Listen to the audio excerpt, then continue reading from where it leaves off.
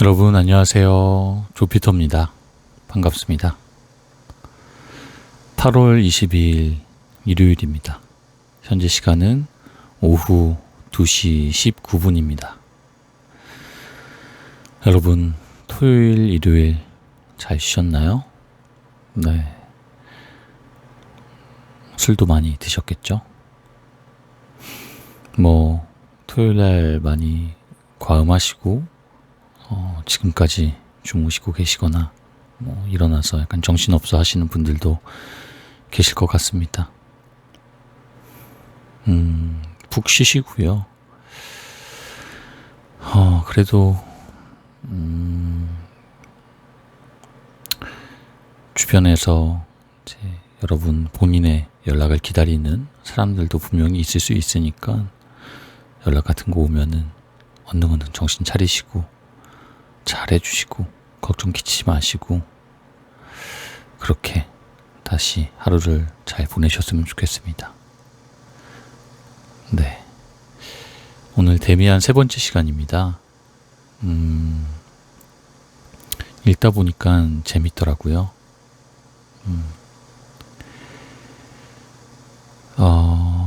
데미안 생각보다 이 책 속에 한 페이지 한 페이지 안에 활자가 빼곡하게 다 들어가 있어서 페이지 수로 진도를 나가는 거는 생각보다 좀 어렵더라고요. 그래서 좀 천천히 나가야겠다 이런 생각이 들고 은근히 양이 많구나 이런 생각이 좀 많이 들었습니다. 그래도 재미있기 때문에 조금씩 천천히 진도를 나가보도록 하겠습니다.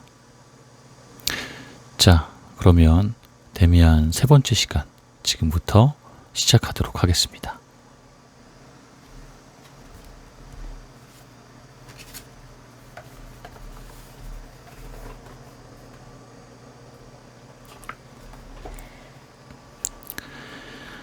예수 옆에 매달린 도둑. 내 어린 시절에 대해 아버지 어머니 곁에서 내가 누렸던 안정감에 대해 어린아이가 사랑과 부드럽고 사랑스럽고 환한 환경 속에서 넉넉하게 즐기며 살아가는 것에 대해 아름답고 정답고 사랑스러운 이야기를 들려줄 수 있을 것이다. 그러나 내 인생에서 나에게 흥미로운 것은 오직 나 자신에게 이르기 위해 내가 내디딘 걸음들 뿐이다. 그 모든 아리따운 휴식의 지점들, 행복의 섬들과 낙원들의 마력을 나도 모르지 않지만 그 모든 것을 나는 먼 곳의 광채에 쌓인 채 두고자 한다. 그곳에 다시 한번 발 디딜 욕심은 내지 않는다. 그래서 이 이야기가 아직 내 소년 시절에 머무르는 동안 더할 이야기는 오직 어떤 새로운 것이 나에게 닥쳤는지, 무엇이 나를 앞으로 몰아갔는지, 나를 찢어냈는지 하는 것에 대한 것뿐이다. 이런 충격들은 늘 다른 세계로부터 왔고 늘 두려움과 강압과 양심의 가책을 수반했다.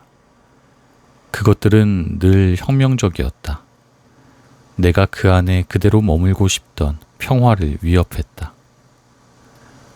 허용된 밝은 세계에서는 숨기고 은폐해야 하는 하나의 원시적 충동이 나 자신 속에 살고 있다는 사실을 새롭게 발견해야만 하는 시절이 왔다.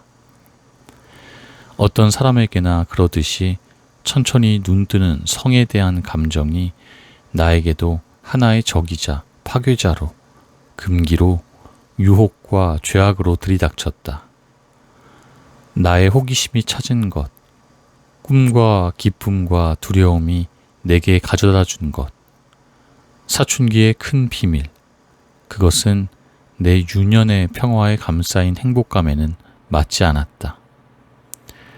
나는 다른 모든 사람들처럼 행동했다. 이제 더는 어린아이가 아닌 아이의 이중생활을 영위했다. 내 의식은 집안의 허용된 세계 속에 살았으며 어렴풋이 솟아오르는 새로운 세계는 부정했다. 그러나 동시에 나는 꿈, 충동, 은밀한 소망들 속에서 살았다. 그 위에서 저 의식적 삶이 만드는 다리는 점점 더 불안해졌다. 내 속에서 유년의 세계가 붕괴되고 있었기 때문이다. 거의 모든 부모들처럼 우리 부모님도 말없이 덮어두며 눈뜨는 생명의 충동을 모르는 척했다. 그들은 다만 다함없는 세심한 배려를 기울여 현실을 부인하며 점점 더 비현실적이고 위선적이 되어가는 어린이의 세계에 좀 더 머무르려는 나의 절망적인 시도들을 도와주었을 뿐이다. 부모라는 존재가 이 점에서 얼마나 도움이 될 수 있는지는 모르겠으니 내 부모님을 비난하지는 않겠다. 자신을 다스리고 나의 길을 찾아내는 것은 나 자신의 일이었다. 그런데 나는 유복하게 자란 대부분의 사람이 그러듯이 자신의 일을 잘 해내지 못했다. 누구나 이런 어려움을 겪는다. 평범한 사람들에게 이것은 인생의 분기점이다. 자기 삶의 요구가 가장 혹심하게 주변 세계와 갈등에 빠지는 지점, 앞을 향하는 길이 가장 혹독한 투쟁으로 쟁취되어야 하는 지점이다. 많은 사람이 우리의 운명인 이 죽음과 새로운 탄생을 경험한다.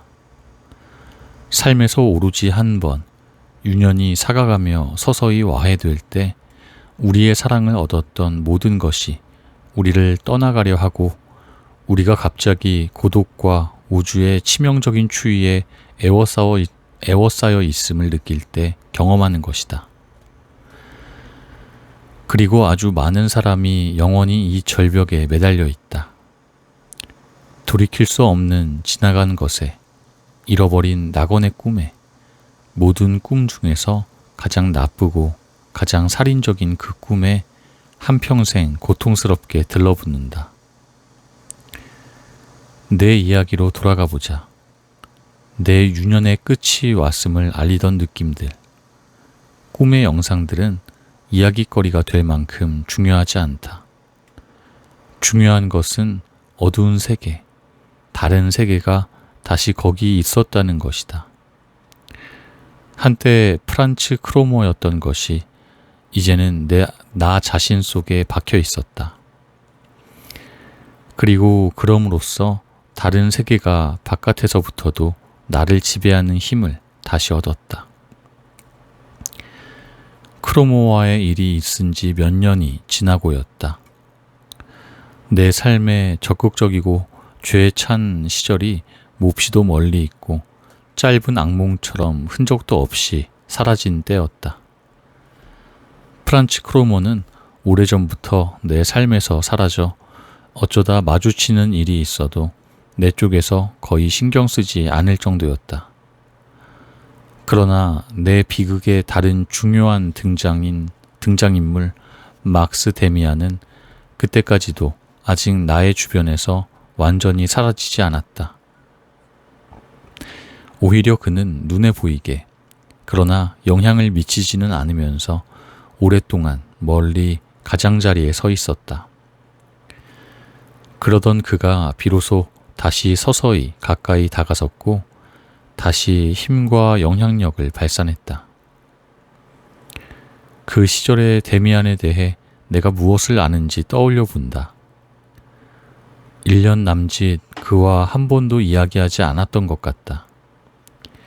내 쪽에서 그를 피했고 그는 결코 재촉하지 않았다.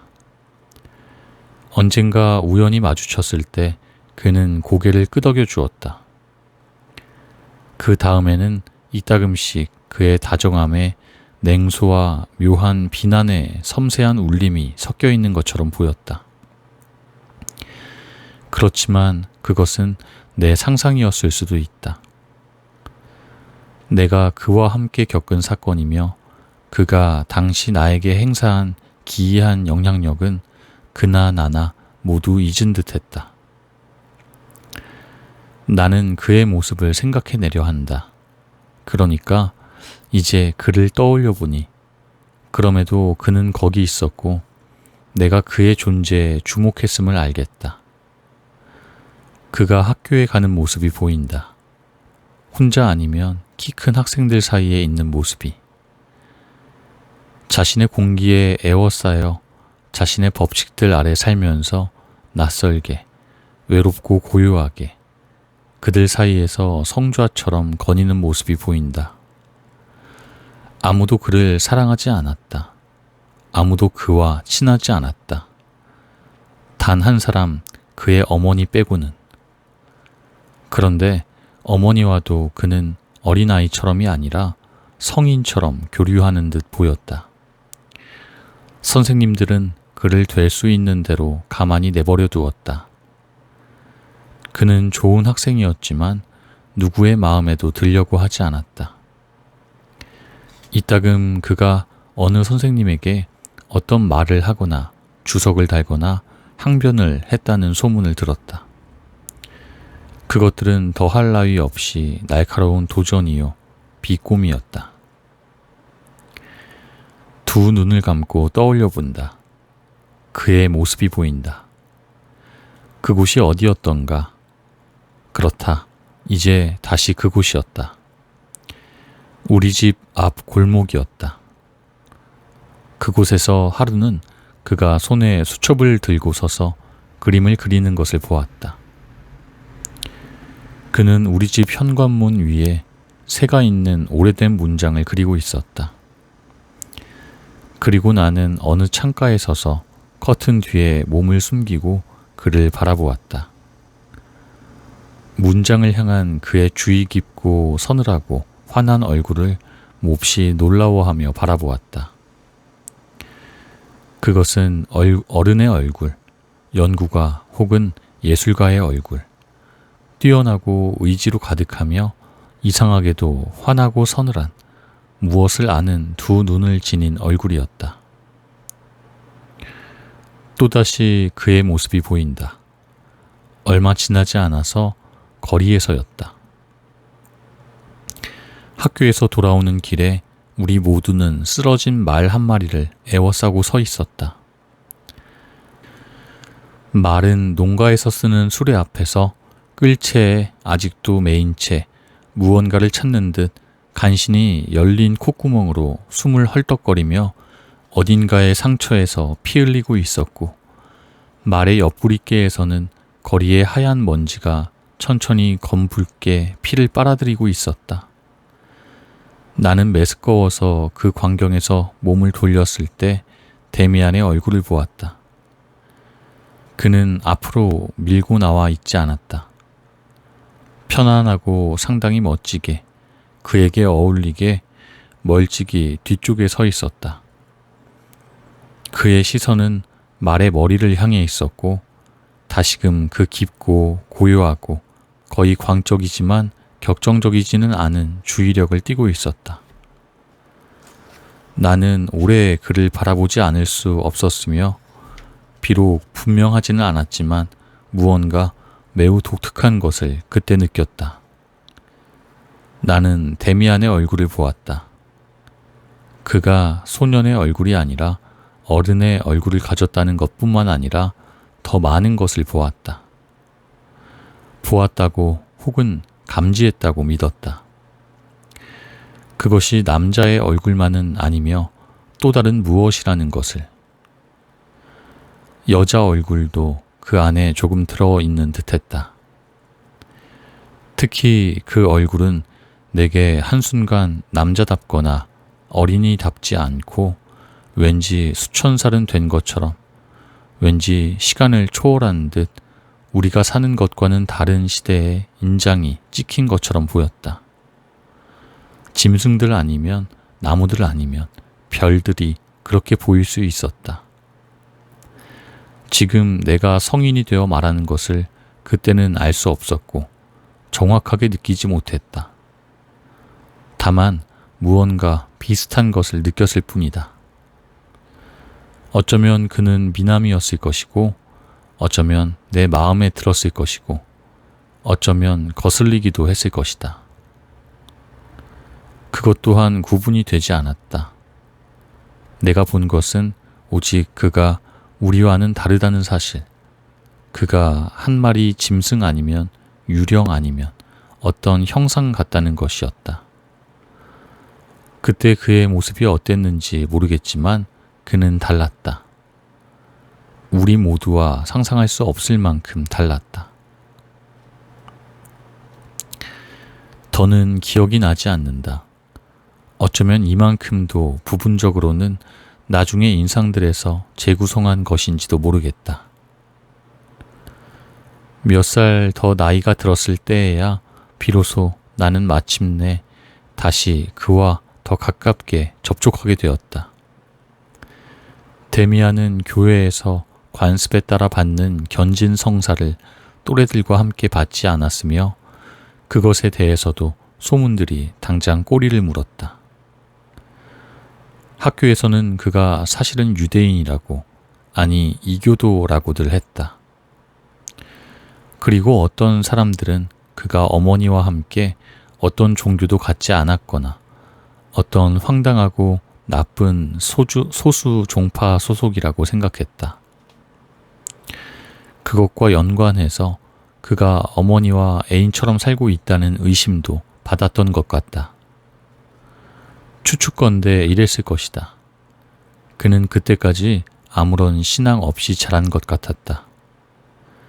그런데 그 점이 그의 장래에 불이익을 초래할지도 모른다는 우려를 낳았던 것 같다.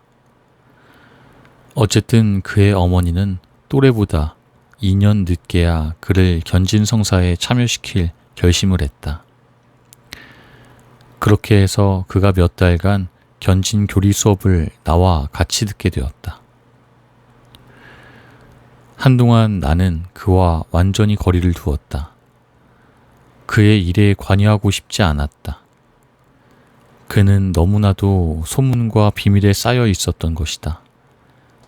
그러나 무엇보다 거슬렸던 것은 크로모 사건 이래 내 마음속에 남아있던 의무감이었다. 그리고 바로 당시 나는 나 자신의 비밀들에 열중하고 있었다. 나에게는 견진교리 수업을 들을 시기와 성 문제에 결정적으로 눈을 뜬 시기가 일치했다. 그리고 그 때문에 선의에도 불구하고 경건한 가르침에 관심 갖기가 힘든 상태였다. 신부님이 말하는 일들은 나로부터 멀리 떨어져 고요하고 성스러운 비현실 속에 놓여 있었다. 그것들은 대단히 아름답고 가치 있을지언정 결코 현실적이거나 자극적이지 않았음에 반해 성에 눈을 떠가는 일은 바로 목전의 현실이고 극도로 자극적이었다. 이러한 상태가 나를 수업에 무관심하게 만들수록 나의 관심은 막스 데미안에게 더 접근했다. 그 무언가가 우리를 묶어주는 것 같았다. 나는 이 끈을 될 수 있는 대로 정확하게 따라가야겠다. 기억해낼 수 있는 한에서 그것은 어느 이른 아침 수업 시간에 시작되었는데 아직 교실에 등불이 켜져 있을 때였다. 우리 종교 담당 선생님의 이야기가 카인과 아벨 이야기에 이르렀다. 나는 신부님 이야기에 거의 주목하지 않았다. 나는 졸렸고 거의 귀 기울이지 않았다. 그때 신부님이 목소리를 높여 카인의 표적에 관해 강하게 이야기하기 시작했다. 바로 그 순간 나는 무언가가 와닿은 듯한 혹은 경고를 받은 듯한 느낌이 들었다. 시선을 드는데 줄지어 놓인 앞쪽 책상으로부터 데미안의 얼굴이 나를 향해 뒤로 돌려져 있는 것이 보였다. 조롱일 수도 진지함일 수도 있는 환하고 무언가를 말하는 듯한 눈으로. 그는 다만 한순간 나를 바라보았다. 나는 갑자기 한껏 긴장해 신부님의 말에 귀 기울였다. 카인과 그 표적에 대해 이야기하는 것을 들으며 내 마음속 깊은 곳에서 한 가지 깨달음이 감지되었다. 그것은 신부님이 가르치는 것과 같지 않다는, 그것은 달리 볼 수도 있다는, 그 점을 비판할 수 있다는 깨달음이었다. 그 1분간 데미안과 나 사이는 다시 결합되었다. 그리고 특이하게도 영혼이 서로에게 속해 있다고 느끼자마자 그 느낌이 얼마나 마술처럼 공간으로도 옮겨가는지 나는 보았다. 그가 직접 그렇게 일을 만들 수 있었는지 아니면 순수한 우연이었는지 모르지만 당시만 해도 나는 우연을 확고하게 믿었다. 며칠 지나지 않아 데미안이 종교 수업 시간에 갑자기 자리를 바꾸어 바로 내 앞에 앉았다. 넘치게 가득 찬 교실의 비참한 빈민들 냄새 한가운데서 그의 목덜미에서 풍겨오는 감미롭고 신선한 비누 냄새 맡기를 내가 얼마나 좋아했던가를 아직도 기억한다. 그러고는 다시 며칠 뒤 그가 다시 자리를 바꾸어 이제는 내 옆에 앉았는데 겨울 내내 그리고 봄이 다 가도록 그 자리에 그대로 앉아 있었다. 아침 수업 시간들은 완전히 변했다. 이제는 졸리거나 지루하지 않았다. 그 시간이 올 생각을 하면 미리부터 즐거웠다. 이따금씩 우리 둘은 집중하며 신부님의 말에 귀를 기울였다. 묘한 이야기, 이상한 격언을 나에게 시사해주는 데에는 내 짝의 눈길 한 번이면 충분했다. 그리고 내 마음속에서 비판이나 회의를 일깨우기 위해 내게 경고하는 데에는 그의 다른 시선 한 번, 아주 단호한 눈길 한 번이면 충분했다. 자주 우리는 나쁜 학생이었다. 수업을 전혀 듣지 않았다. 데미안은 선생님과 동급생에게 늘 공손했으며 나는 그가 남자아이들 특유의 멍청한 짓들을 저지르는 것을 한 번도 보지 못했다. 커다랗게 웃거나 떠드는 소리를 듣지 못했다. 그는 선생님의 비난이 한 번도 자신에게 돌려지지 않게 했다. 그러나 아주 나직하게, 그리고 소리 낮춘 귓속말들보다는 오히려 신호와 시선으로 나로 하여금 그가 나름으로 열중하는 일들에 관심을 갖게 할 줄 알았다. 그 일들은 부분적으로는 묘한 것들이었다. 예를 들면 그는 내게 학생들 중 누가 자기한테 관심이 있는지, 자기가 어떤 식으로 그들을 연구하고 있는지 말해 주었다. 어떤 애들에 대해서는 그가 아주 정확하게 알았다. 성경 구절 독송이 시작되기 전에 그가 말했다. 내가 너에게 엄지손가락으로 신호를 해보이면 저 애가 우리 쪽을 돌아보거나 목덜미를 긁을 거야. 등등. 그러다 수업 중에 그때쯤이면 좀 전에 들은 말은 생각지도 않고 있을 때 막스가 갑자기 눈에 띄는 태도로 자기 엄지손가락을 보였다. 나는 얼른 그가 가리킨 학생을 지켜보았다. 그가 가리킨 아이가 번번이 철사에 매어 당겨지기라도 하듯 요구받은 몸짓을 하는 것을 나는 보았다.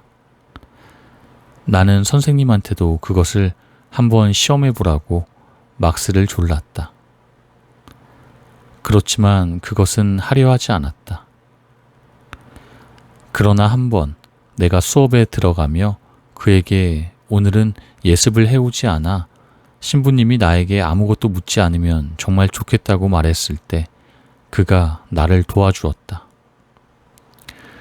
신부님은 교리 문답의 한 단락을 말하게 할 학생을 찾고 있었는데 신부님의 떠돌던 시선이 죄의식에 찬 내 얼굴에서 멈추었다.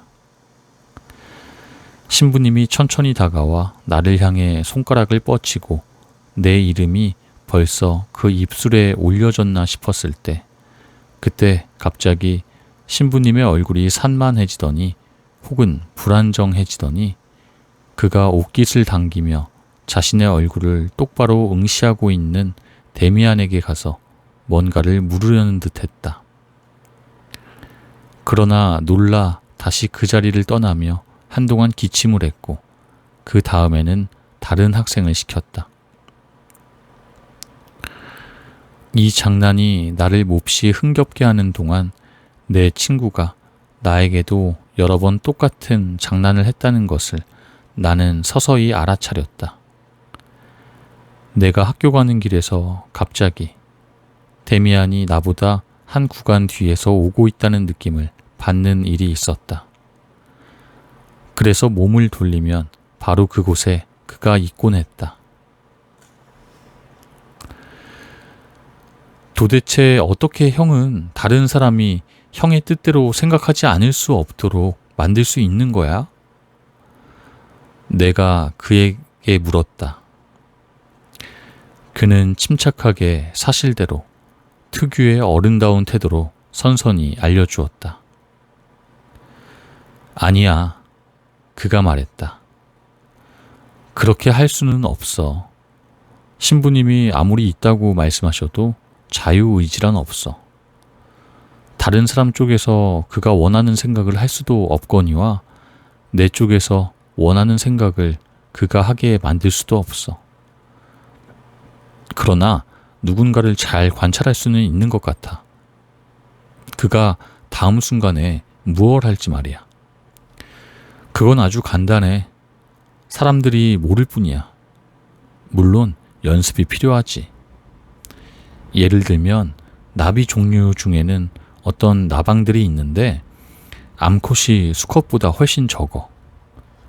나비는 다른 모든 동물과 똑같이 번식해. 수컷이 암컷을 수태시키고 그러면 암컷이 알을 낳지. 그런데 연구자들이 자주 시험해 본 바로는 이 나방들 중에 암컷이 한 마리 있으면 밤에 순나방들이 이 암컷에게 다 날아오는데 그것도 여러 시간 걸리는 곳에서 오는 거야. 여러 시간 걸리는 곳에서. 생각해봐. 이 모든 수컷들은 몇 킬로미터 밖에서 그 지역에 있는 단 한 마리의 암컷을 감지하고 추적해 오는 거야. 그것을 설명하려고들 하지만 어려운 일이지. 그건 일종의 후각 같은 무엇일 거야. 이를테면 좋은 사냥개가 눈에 띄지 않는 짐승의 자취를 찾아내 따라갈 수 있는 것처럼 말이야. 이해하겠지? 그건 그런 일들이야. 자연은 그런 일로 가득하고 아무도 그걸 밝힐 수 없어. 이런 말은 할 수 있겠지.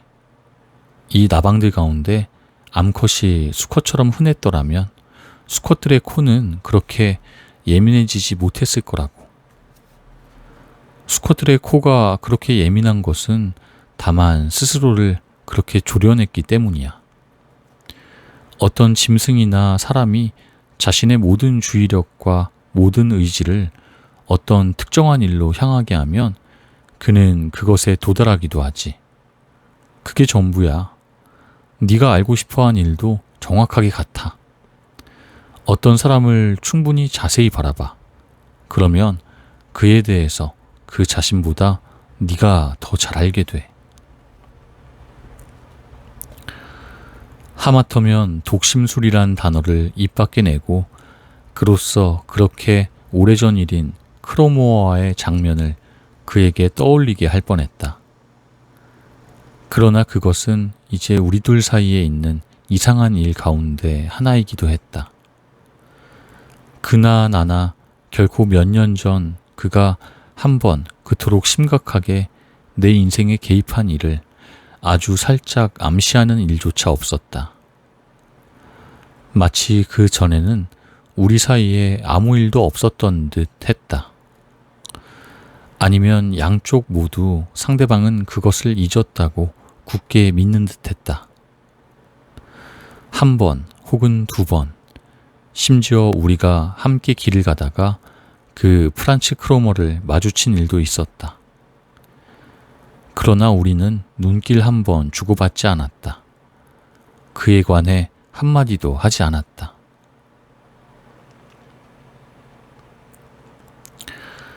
내가 물었다. 하지만 의지는 어떻게 되는 거지? 자유의지란 없다고 말했잖아. 그런데 다시 오직 자기 의지만 확고하게 무언가에 쏟으면 된다고 말했지. 그러면 자기 목표에 도달할 수 있다고. 그건 앞뒤가 맞지 않잖아.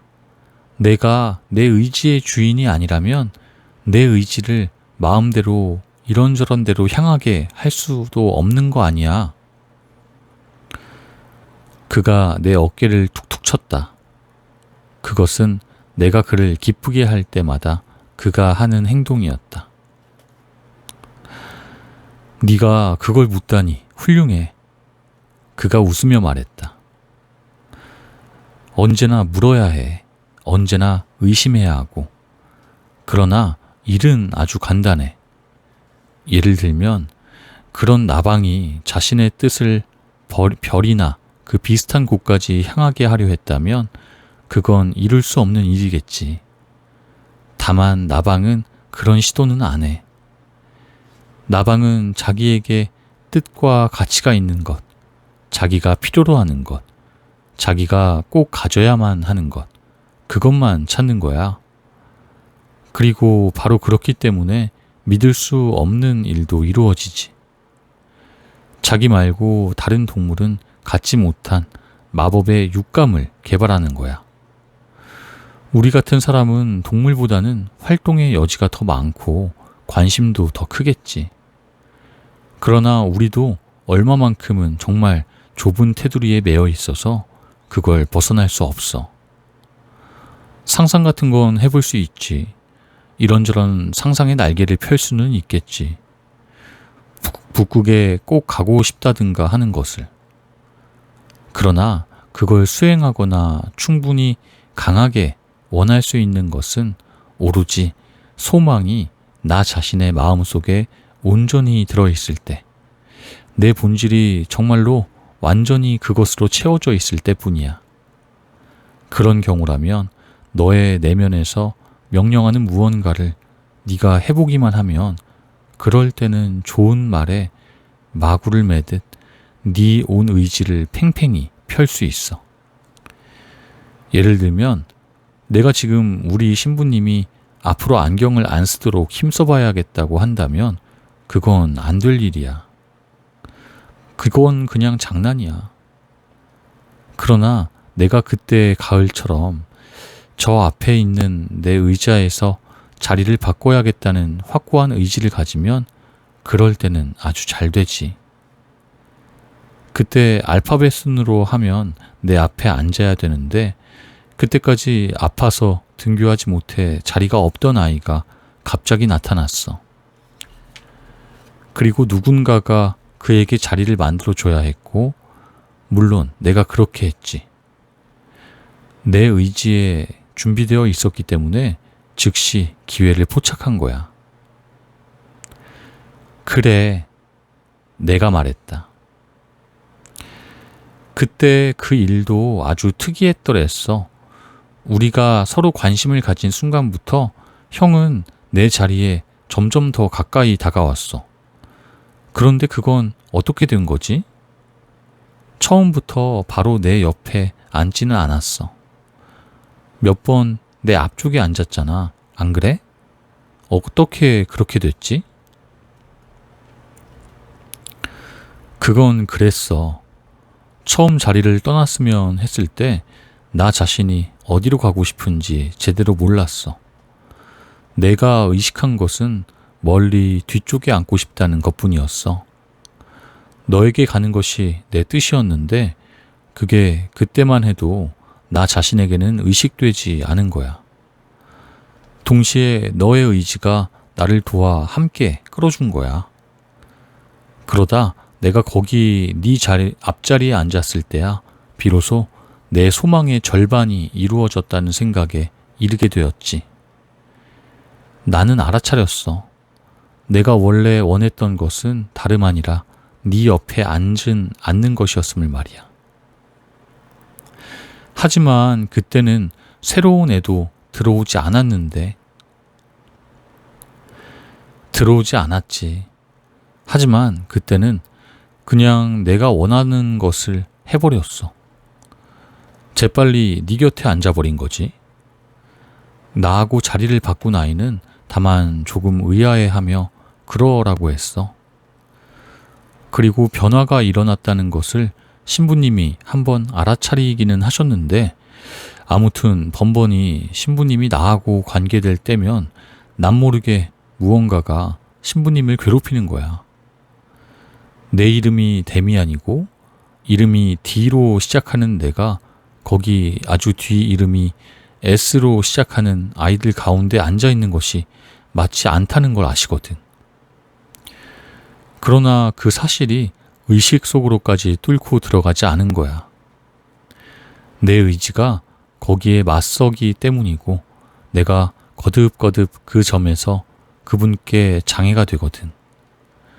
거기 뭔가가 맞지 않는다는 걸 거듭 알아차리시기는 하지.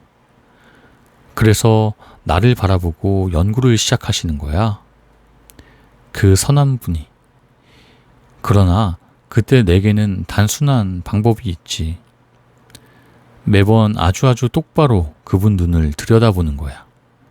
그러면 거의 모든 사람이 못 견디지. 다들 불안해져. 만약 네가 누군가로부터 무언가를 얻으려 하고 느닷없이 아주 힘을 주고 똑바로 그의 눈을 쏘아보는데도 그가 전혀 불안해하지 않거든. 포기해. 그런 사람에게선 아무것도 이룰 수 없어. 결코. 하지만 그런 일은 아주 드물어. 내가 아는 사람 중에 그렇게 해봐도 아무 소용없는 사람은 사실 단 한 명뿐이었어. 그게 누군데? 내가 얼른 물었다. 그가 눈을 약간 가느스름이 뜨고 나를 바라보았다. 그는 생각에 잠기면 눈을 그렇게 떴다. 그러더니 그는 눈길을 딴 데로 돌리고 대답하지 않았다. 나는 몹시 궁금했지만 그 질문을 되풀이할 수는 없었다. 그러나 그때 그가 자기 어머니 이야기를 했다고 생각한다. 그는 어머니와 몹시 친하게 지내는 것 같았지만 나에게는 한 번도 어머니 이야기를 하지 않았고 나를 한 번도 집으로 데려간 적이 없었다. 그의 어머니가 어떻게 생겼는지조차 나는 잘 몰랐다.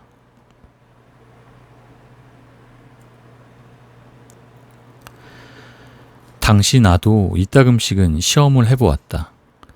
그와 똑같이 내 의지를 무언가에 내가 그것에 틀림없이 도달하도록 한데 모아보았다. 나에게는 충분히 절실해 보이는 소망이 있었다. 그러나 내 의지는 모아지지 않았다. 데미안과 그 이야기를 해볼 용기는 내지 못했다. 내가 소망하는 것을 그에게 고백할 수는 없었던 것 같다. 그리고 그도 묻지 않았다. 종교 문제에 있어 나의 신앙에는 그 사이 많은 빈틈이 생겼다. 그렇지만 전적으로 데미안의 영향을 받은 나의 생각은 완전한 불신을 굳이 내보이는 동급생들의 생각과는 뚜렷하게 구분되었다. 그렇게 불신을 굳이 내보이는 학생들이 몇 명 있었는데 그들이 이따금씩 흘리는 말은 어떤 신을 믿는 것은 우스꽝스럽고 인간으로서 품위 없는 일이라느니 삼위일체에 관한 이야기나 예수의 동정녀 탄생과 같은 이야기들은 그저 웃기는 일이라느니 오늘날까지 그런 잡동사니를 가지고 다니는 행상이 있다는 것은 수치라느니 하는 것이었다. 나는 결코 그렇게 생각하지 않았다. 때로 의심을 가지면서도 내 유년의 모든 체험에서 나는 우리 부모님이 산 것 같은 경건한 삶의 현실에 관해서 충분히 알았다. 경건한 삶이란 품이 없는 것도 허위도 아님을 알았다. 오히려 종교적인 것에 대해 나는 예나 지금이나 지극히 깊은 경외심을 가지고 있다. 다만 데미안은 나로 하여금 성서의 설화들과 교리들을 보다 자유롭게, 보다 개인적으로, 보다 유희적으로, 보다 환상에 차서 바라보고 해석해내는데 익숙해지게 해주었다. 적어도 나는 그가 친근하게 제시해준 해석들을 늘 기꺼이 따랐다. 물론 많은 것이 나에게는 너무 갑작스러웠다. 카인에 대한 일도 그랬다. 그리고 한 번은 견진교리 수업 중에 그가 훨씬 더 대담한 견해로 나를 놀라게 했다. 선생님이 골고다 언덕에 대한 이야기를 막 끝낸 참이었다. 구세주의 고난과 죽음에 대한 성서의 보고가 나에게는 아주 어린 시절부터 깊은 인상을 남겼더랬다. 어린 소년이었을 적 이따금씩 성금요일 같은 때 아버지가 예수 순환사를 낭독하고 나면 나는 깊이 감동해 이 비통하게 아름답고 창백하고 섬뜩하지만 무시무시하게 생명력 있는 세계 속에서 살았다. 겟세만의 동산과 골고다 언덕에서 살았다. 그리고 바흐의 마태 순환곡을 들을 때면 비밀로 가득한 이 세계가 지닌 음울하면서도 힘있는 열정의 광채가 온갖 신비로운 전율로 나를 뒤덮었다. 나는 오늘도 이 음악과 비극적 행위에서 모든 시와 모든 예술적 표현의 총괄 개념을 발견한다. 그런데 그 수업 시간의 끝에 데미안의 생각에 잠겨 나에게 말했다. 저기에 무언가가 있어, 싱클레어. 내 마음에 들지 않는 무언가가. 이 이야기를 한번 따라 읽어봐. 그리고 한마디 한마디 음미해봐. 맥 빠진 맛이 나는 무언가가 있어. 예수와 함께 십자가에 매달린 두 도둑에 대한 이야기 말이야. 언덕 위에 십자가 세 개가 나란히 서 있는 모습은 굉장하지. 하지만 우직한 도둑들에 대한 감상적인 선교 전단용 이야기야. 도둑은 처음에 수치스러운 행위를 저지른 범죄자였어. 신은 그 모든 것을 알아. 그런데 이제 막판에 와서 마음이 누그러져 그런 개전과 회개의 징징거리는 축제를 치르는 거야. 무덤에서 두 발자국 떨어진 곳에서 하는 그런 회개가. 너에게 묻겠는데 무슨 의미가 있다고 생각해? 그건 또 정말 엉터리 신부님의 설교일 뿐 그 이상은 아니야. 달착지근하고 부정직하고 지극히 교화적인 배경에 측은지심의 엿기름을 곁들인 거지. 만약 네가 오늘 그 도둑들 중 하나를 친구로 택해야 한다면, 혹은 둘 중 누구를 더 신뢰할 수 있겠는지 생각해야 한다면, 그건 아주 분명히 이 징징거리는 개종자 쪽은 아닐 거야. 다른 쪽이야. 회개하지 않은 도둑이야말로 사나이잖아. 개성이 있고 말이야. 그는 개종 따위를 우습게 알았어. 그런 건 그의 처지에서는 그저 듣기 좋은 말이겠지. 그는 자신의 길을 끝까지 갔어. 그리고 자신이 거기까지 가도록 도와준 악마로부터 마지막 순간에 비겁하게 도망가지 않았어. 그는 당당한 개성을 가졌어. 성서 이야기에서는 개성을 가진 사람들이 자주 손해를 보지. 어쩌면 그도 카인의 후예일 거야. 그렇게 생각하지 않니? 나는 몹시 당황했다. 이 십자가 순환 이야기는 나 자신이 내 집처럼 편안히 확신해도 된다고 믿었는데, 지금 비로소 내가 얼마나 개성 없이, 얼마나 상상력과 환상 없이 그것들을 듣고 읽었는지 알았다. 그럼에도 데미안의 새로운 생각은 치명적으로 들렸고 그 존속을 고수해야 한다고 믿었던 내 안의 개념들을 전복시키려 위협했다. 아니다. 그렇게 아무나 지고의 성인까지 마구 함부로 다룰 수는 없었다. 언제나 그러듯이 내가 그 무언가를 말하기도 전에 그는 나의 저항을 즉시 알아차렸다. 나도 이미 알아. 그가 체념하며 말했다. 그건 오래된 이야기지. 심각할 거 없어. 하지만 너한테 뭔가를 말하고 싶었어. 여기에 이 종교의 흠을 아주 똑똑하게 볼 수 있는 점이 하나 있는 거야. 중요한 건 이 온전한 유일신, 구약과 신약의 신이 탁월한 분이기는 하지만 원래 그가 표상하는 신은 아니라는 점이야. 그는 선, 고귀함, 아버지다움, 아름답고 드높은 것, 감상적인 것이지. 오라. 그러나 세계는 다른 것으로도 이루어져 있어.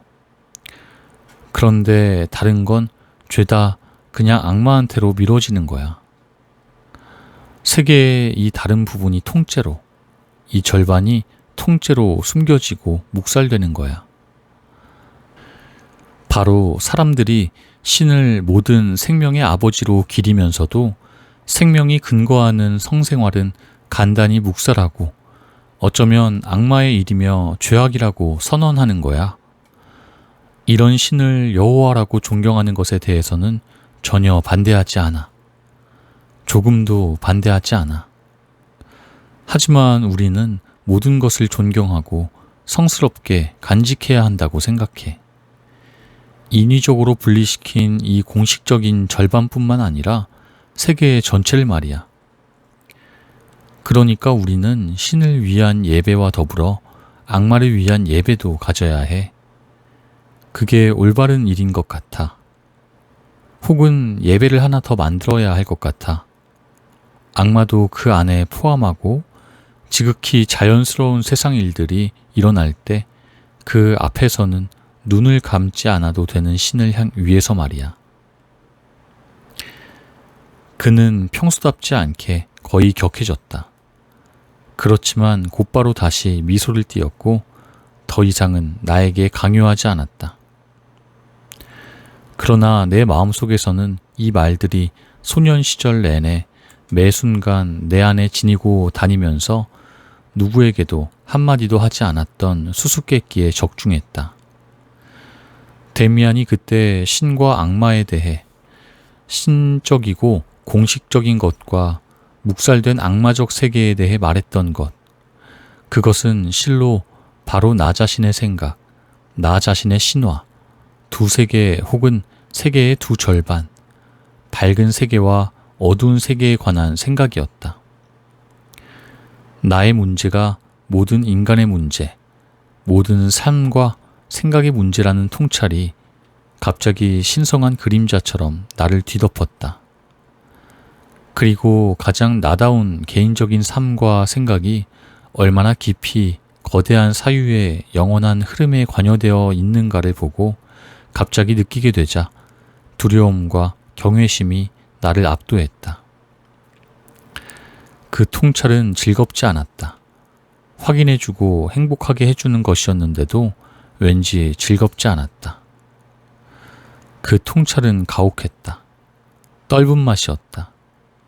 그 안에는 일말의 책임의식이 이제는 어린아이일 수 없다는, 홀로 서 있다는 울림이 들어있었기 때문이다. 내 생에서 처음으로 그토록 깊은 비밀을 드러내면서 나는 내 친구에게 아주 어린 시절부터 존속한 두 세계에 대한 견해를 들려주었다.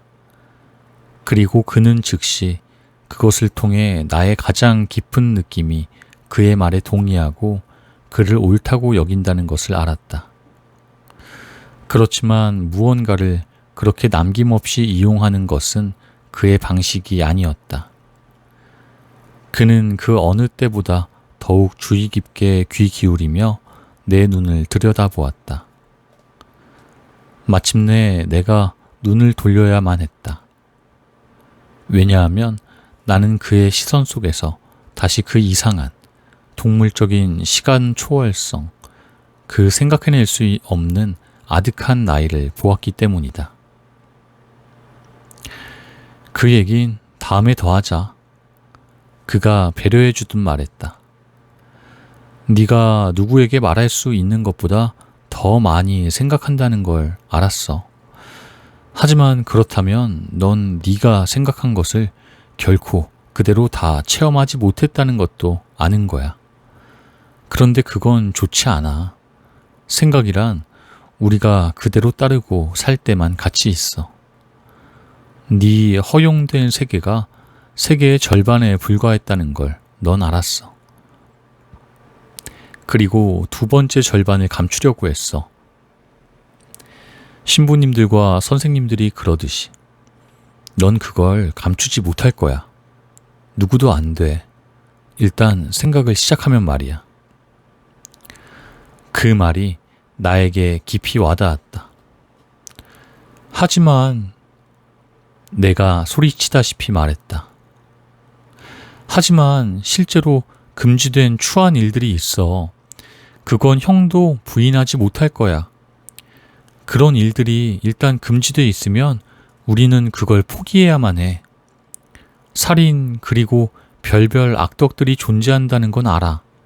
하지만 그것이 존재한다는 이유만으로 나더러 가서 범죄자가 되라는 거야? 우리가 오늘 이 이야기를 다 끝낼 수는 없겠다. 막스가 나를 가라앉혔다. 너더러 누굴 쳐 죽이라든지 소녀를 강간 살인하라는 건 물론 아니야. 아니지. 하지만 허용되었다, 금지되었다라는 것이 사실 무엇인지 통찰할 수 있는 곳에 넌 아직 가보지 못했어. 비로소 하나의 진실을 느낀 것뿐이야. 다른 게 또 올 거야. 그것에 자신을 내맡겨봐. 예를 들면 넌 1년 전쯤부터 네 속에서 다른 모든 충동보다 강한 한 가지 충동을 느끼고 있을 거야. 그런데 그건 금지된 것으로 간주되지. 그리스인들 그리고 다른 많은 민족들은 반대로 이 충동을 신성하게 여기고 큰 축제를 벌이며 그것을 기렸어. 금지되었다라는 것은 그러니까 영원하지 않아. 바뀔 수 있는 거야. 오늘도 누구든 어떤 여인과 함께 신부님 앞에서 결혼하고 나면 동침해도 돼. 다른 민족들에게서는 달라. 오늘날에도 말이야. 그러니까 우리 누구나 자기 스스로를 찾아내야 해. 무엇이 허용되고 무엇이 금지되어 있는지, 자기에게 금지되어 있는지. 금지된 것은 결코 할 수 없어. 금지된 것을 하면 대단한 악당이 될 수 있지. 거꾸로 악당이라야 금지된 일을 할 수 있기도 하고 말이야. 사실 그건 그냥 편안함의 문제거든.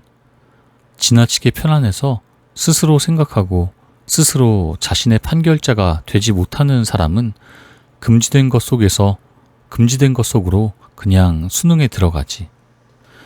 늘 그렇게 마련이듯이 그런 사람은 살기가 쉬워. 다른 사람들은 운명을 자기 속에서 스스로 느끼지. 그들에게는 명예로운 남자라면 누구나 날마다 하는 일들이 금지되어 있어. 그러나 다른 곳에서는 폄하되는 다른 일들은 허용돼 있어. 그러니 누구나 자기 자신 편에 서야 해. 그는 갑자기 그렇게 말을 많이 한 것을 후회하는 듯 말을 뚝 끊었다. 그가 어떻게 느끼는지 그때 나는 느낌으로 벌써 어느 정도 이해할 수 있었다.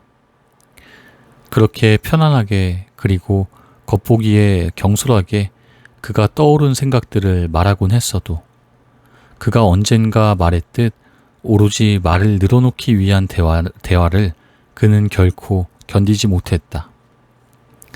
그런데 나에게서는 진정한 관심과 더불어 너무 많은 유희, 너무 많은 재치 있는 수다에 대한 기쁨 혹은 그 비슷한 무엇을, 간단히 말해서 완벽한 진지함의 부족을 감지했던 것이다. 내가 방금 쓴 마지막 말, 완벽한 진지함을 다시 읽어보니 갑자기 다른 장면 하나가 다시 떠오른다. 내가 아직 절반은 어린아이였던 그 시절에 막스테미안과 겪은 가장 강렬한 장면이다. 우리의 견진 성사가 다가오고 있었다. 종교 수업의 마지막 몇 시간에 우리는 최후의 만찬에 관해 배우게 되었다. 신부님에게는 그것이 중요했고 그래서 더 신경을 썼으며 이 시간에는 얼마만큼 축성의 분위기가 느껴졌다. 그러나 바로 마지막 교리 수업 몇 시간 동안에 나의 생각은 다른 것에 묶여버렸다. 바로 내 친구라는 인물에, 교회 공동체 안으로 장엄하게 받아들여지는 의미를 가지는 견진 성사가 닥쳐오는 것을 보면서 내게는 대략 반년간의 교리 수업의 가치가 우리가 교실에서 배운 것 가운데보다는 데미안의 곁에 그 영향을 받은 것에 있다는 생각이 물리칠 수 없게 밀려왔다. 이제 내가 받아들여질 준비가 된 것은 교회가 아니라 무언가 전혀 다른 것이었다.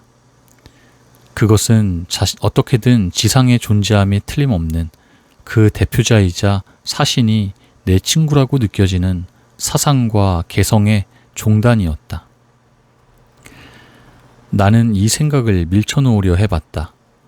그 모든 것에도 불구하고 견진성사 잔치를 어느 정도 품위 있게 경험하리라고 엄숙하게 생각했던 것이다. 그런데 그 품위는 나의 새로운 생각들과는 별로 어울리지 않는 것 같았다. 그렇지만 나는 내가 원하는 것을 하고 싶었다. 나 나름의 생각이 있었고 그 생각이 서서히 다가온 교회 축제에 대한 생각과 연결되어 나는 이 잔치를 다른 사람들과는 다르게 치를 준비가 되어 있었다. 나에게는 그 잔치가 데미안 덕에 알게 된 사고의 세계로 받아들여짐을 뜻할 터였다. 그 무렵이었다. 다시 한번 우리는 활발한 논쟁을 벌였다. 바로 교리 수업 전이었다. 내 친구는 단추라도 채워진 듯 꽤 노숙하고 점잖 빼는 것이었을 내 이야기에 아무런 기쁨을 느끼지 못했다. 우리 이야기를 너무 많이 한다. 그가 서먹할 만큼 진지하게 말했다. 똑똑한 이야기를 늘어놓는 건 전혀 가치 없어. 아무 가치도 없어. 자기 자신으로부터 떠나는 건 죄악이지. 자기 자신 안으로 완전히 기어들 수 있어야 해. 거북이처럼. 그 직후 우리는 넓은 교실로 들어갔다. 수업이 시작되었다. 나는 주목하려고 애썼고 데미안은 그러는 나를 방해하지 않았다. 한참 뒤에 그가 앉아있는 내 옆쪽에서 무언가 이상한 느낌이 왔다. 마치 자리가 보이지 않게 비어버린 듯 일종의 공허 혹은 서늘함 혹은 그 비슷한 무엇이 느껴졌다. 그 느낌이 조여들기 시작했을 때 나는 옆쪽을 보았다. 그곳에 내 친구가 앉아있는 것을 보았다. 여느 때처럼 꼿꼿하고 바른 태도로. 그러나 그럼에도 그는 여느 때와는 아주 달랐다.